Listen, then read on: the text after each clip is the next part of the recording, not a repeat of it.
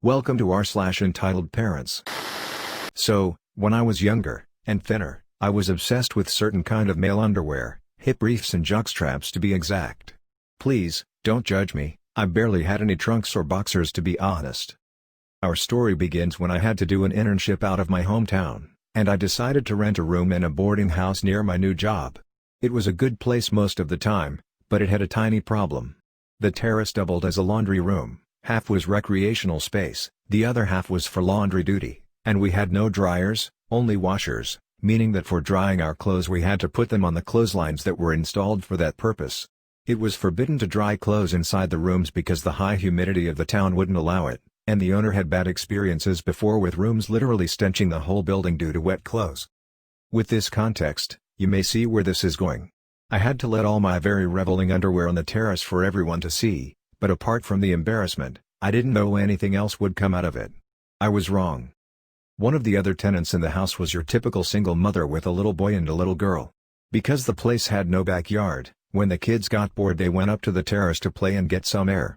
It seems that in one of their trips they saw me hanging my clothes. The boy found my jock straps amusing and asked his mom if she could buy him something similar. This woman was livid. She went up, took all my clothes down, banged my door and threw it all in my face while ranting about me trying to corrupt children. She told me, shouted actually, that I could not hang my underwear out in the open, but I kindly reminded her of the building rules about wet clothes. She then said I should stop using perverts' underwear so that it wouldn't be a problem. I just looked at her and asked if she was really trying to order me on what kind of underwear I should use. This was like a cold bucket on her, as she was left with no words. I guess hearing it out loud from another human being showed her how ridiculous the idea sounded. Her face turned red from embarrassment as she went away without answering. Some days later the owner of the building told me she had spoken to him about the problem, referencing not only my private clothes but everyone's underwear, and convinced him to buy a dryer in order to prevent it. In the end, M actually improved our quality of life thanks to her rant. So that's good, I guess. My parents own a small business. We are a pack and ship store that also sells stuff for some local artists. We also do some other services, such as faxing, fingerprinting, printing/copying, shredding, and notaries. My siblings, some friends, and I work at the store. I was at work about 2 weeks ago and we were very busy during lunchtime, which is pretty normal for us. My brother, mom, and I were all there and both my brother and my mom were handling their own things, and I was disinfecting the counter. This plump, piggish lady with the classical Karen haircut walks in. She looked like Dolores Umbridge if Umbridge had a Karen haircut. I finished disinfecting, put the rag back into the bucket of disinfectant, then went to the register to help her. She was pleasant at first. She told me she needed to print and sign 2 large documents, then scan them in and email them to the company they were for and herself. Normal stuff for our business. So she emailed the documents to us. Sometimes Verizon phones struggle to connect to data within our store, and our network is secure because of safety and privacy for our customers. She had a Verizon phone, and was instantly frustrated with how long it took for it to send. Around this time, her daughter came in, apparently in a rush. Her daughter barely spoke while she was here, but Karen had mentioned something along the lines of her needing to go to work soon. I'll call her CS college student. She seemed much nicer than her mother. So I finally got the emailed documents.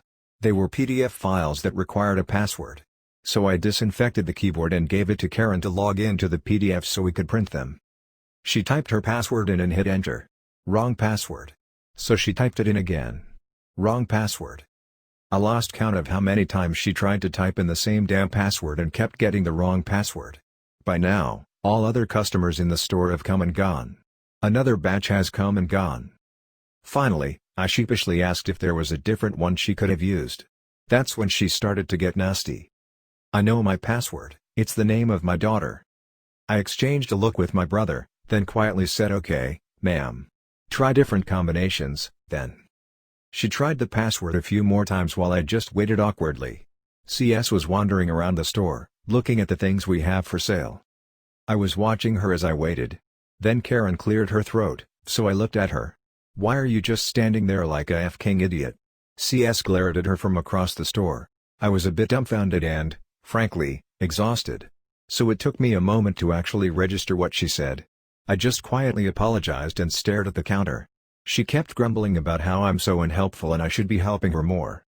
Finally, After what felt like an eternity, I suggested again to try different combinations.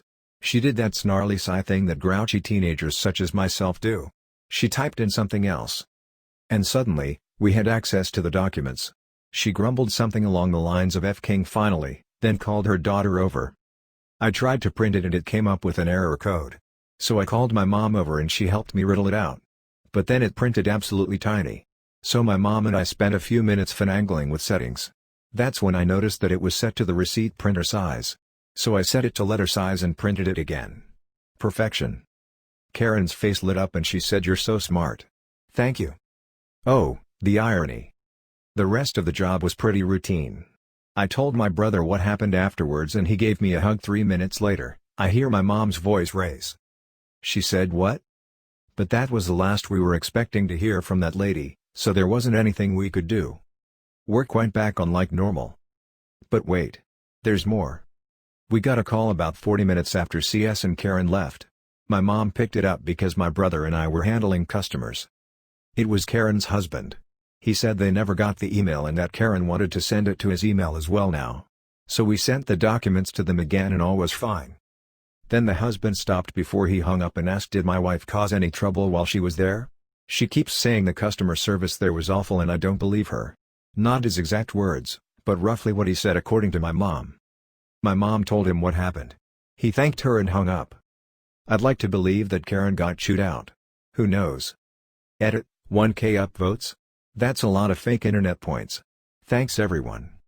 Edit 2, holy shit guys, I'm at work again today and CS came into the store, recognized her by the last name before the face, but it was definitely her, and she quietly apologized for her mother.